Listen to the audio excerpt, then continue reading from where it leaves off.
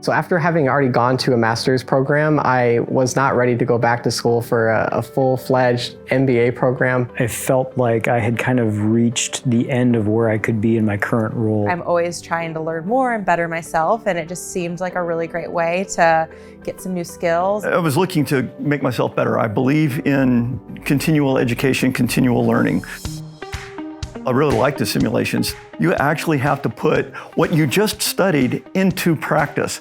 That's really, really cool. It makes all the concepts real and kind of starts to put the puzzles together of how what you're learning today can be used in your real life job tomorrow. It gave you real-time feedback because you're either people were quitting, people were happy, or your business did really well, or it failed miserably. But all those opportunities were learning opportunities for us. I was interacting with people from Nigeria that were in here, and Saudi Arabia, in Canada. Just being able to draw new shared experiences with them has kind of helped set the tone for how I want to interact with people at my new company.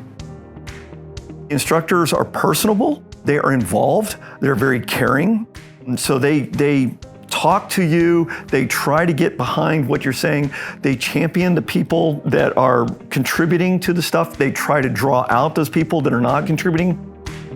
It gave me some confidence with business acumen that I did not have before to not only level up within my current field and business that I was working for, but also start a company. I was managing a team of 14, managing paid media, social marketing, and influencer marketing. And since then I have been promoted. I'm now a director of demand strategy, so I've joined the executive ranks. I was able to parlay my experience and skills that I was able to get from my MBA into a role that pays me almost 2x what I was making before.